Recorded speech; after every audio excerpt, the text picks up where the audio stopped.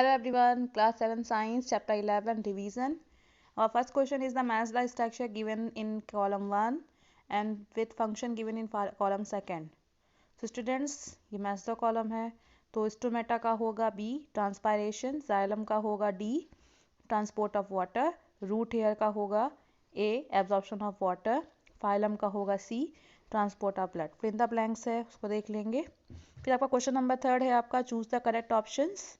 तो in the plants water is transport through xylem, water absorption through roots can be increased by keeping the plants, इसमें आपका B third number होगा under the fan.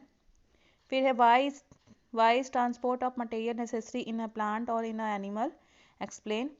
So in plant and animals the transport of material is necessary, किसी भी plants और animals में दोनों में ही materials का ट्रांसपोर्ट का होना बहुत ही ज़रूरी होता है।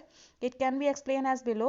Animal need to transport food and water from intestine and oxygen from lungs to all other parts of body. Animals को ट्रांसपोर्ट की ज़रूरत पड़ती है फूड और वाटर को, और फ्रॉम इंटेस्टाइन तक पहुंचाने की ट्रांसपोर्ट करने की ज़रूरत पड़ती है, और ऑक्सीजन जो होता है वो लंग्स के थ्रू पूरी बॉडी में ट्रांसपोर्ट किया जाता है। Animal needs to transport the waste from their are produce to parts from where they can be removed. Animals को वेस्ट प्रोडक्ट जो होता है बॉडी का उसको भी ट्रांसपोर्ट करने की ज़रूरत पड़ती है, बॉडी के बाहर रिमूव करने की ज़रूरत पड़ती है। Third point, plants need to transport the food from leaves, water and mineral to all other parts of the plants. और प्लांट्स को ट्रांसपोर्ट की ज़रूरत क्यों करती है?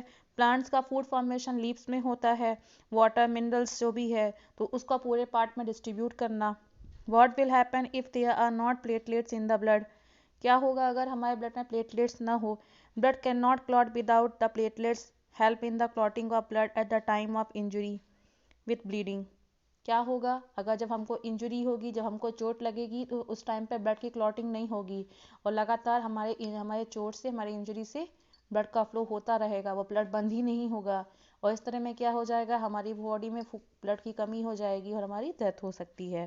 तो if there is no platelets, और अगर हमारी बॉडी में प्लेटलेट्स नहीं होगा तो वहाँ पर ब्लड क्लॉटिंग नहीं होगी, और ब्लड क्लॉटिंग नहीं होगी तो अल्टीमेट जो पर्सन होगा वो डाई हो जाएगा because of due to the excess of flow of blood. Water stomata give the function of stomata. Stomata क्या होता है? Small pores of leaves of plants are called stomata. Plants के leaves में जो स्मॉल पोर्स पाए जाते हैं जो गैसेस एक्सचेंजमेंट के लिए यूज़ किए जाते हैं, that is called the stomata. Functions क्या होते हैं? एक exchange of carbon dioxide and oxygen में यूज़ होता है, फंक्शन करता है ये। Transpiration of remove excess of water में इसका यूज़ होता है। Question number 7, does transpiration serve any useful function of the plants? Yes, first point है the excess water absorb by the root. जब प्लांट क्या करता है, एक्सेस वाटर रूट के थ्रू एब्जॉर्ब कर लेता है तो lost in the form of water vapour, तो प्लांट्स क्या करते हैं उस वाटर को वाटर वेपर के रूप में अपने आसपास के सराउंडिंग में ट्रांसपायरेशन प्रोसेस के थ्रू उसको वाटर वेपर के रूप में एक्सेस को प्लांट से उसको ट्रांसपायरेट कर देते हैं। It also in the transport of the absorb water to the leaves of plants from the roots of photosynthesis and helping the plants keeping erect. इसके अलावा जो हमारा वाटर प्लांट्स होता है वाटर को एब्जॉर्ब करता है, उसको लीव्स तक पहुंचाने का काम करता है, रूट तक ट्रांसपोर्ट करने का काम करता है, जो प्लांट्स को इरेक्ट रहने में, सीधा खड़े होने में और फोटोसिंथेसिस की प्रोसेस में हेल्प करता है। It also produce cooling effect for the plants, और इसके अलावा ये प्लांट्स में कूलिंग इफेक्ट है प्रोड्यूस करता है। आपने देखा होगा जब प्लांट्स यानी पौधों के या पेड़ के नीचे हम खड़े होते हैं तो हमें ठंडक महसूस होती है, then due to the process of transpiration के कारण ऐसा होता है। What are the components of blood? Blood के मेन कंपोनेंट्स कौन कौन से होते हैं? आरबीसी, डब्ल्यूबीसी, प्लेटलेट्स और प्लाज्मा। आरबीसी को हम रेड ब्लड सेल्स कहते हैं, डब्ल्यूबीसी को वाइट ब्लड सेल्स कहते हैं। Why blood needed all by all the parts of the body, क्यों जरूरत पड़ती है blood needed by all the parts of the body? Because it carries oxygen to all parts of the body and also carries carbon dioxide back to the lungs. Blood क्या करता है? Blood oxygen को carry करता है और पूरी body में उसको डिस्ट्रीब्यूट करता है। इसके अलावा कार्बन डाइऑक्साइड को कैरी करता है जो लंग्स के थ्रू हमारी बॉडी से बाहर कर दिया जाता है। It carry digested food to various part of the body for absorption. इसके अलावा ब्लड क्या करता है? डाइजेस्टेड फूड्स जो होते हैं उसको कैरी करता है एब्जॉर्प्शन प्रोसेस के लिए। It contain platelets with the help of clotting of blood. Platelets blood के प्लेटलेट्स को ही कंटेन करता है जो ब्लड क्लोटिंग में हेल्प करते हैं। It help in the maintaining constant body temperature को कांस्टेंट बनाने में ये हेल्प करता है। It transport hormones and help in the fighting the body with the germs and bacteria. इसके अलावा ये हार्मोन्स का ट्रांसपोर्ट करता है जो बॉडी में इम्यून सिस्टम को मजबूत करते हैं, जो जर्म्स और बैक्टीरिया में लड़ने में हेल्प करते हैं। What make the blood look red, तो इसमें आपका होगा हीमोग्लोबिन के पिगमेंट के कारण हमारा ब्लड जो होता है रेड कलर का दिखाई देता है। फिर describe the function of blood. Heart का मेन फंक्शन क्या होता है?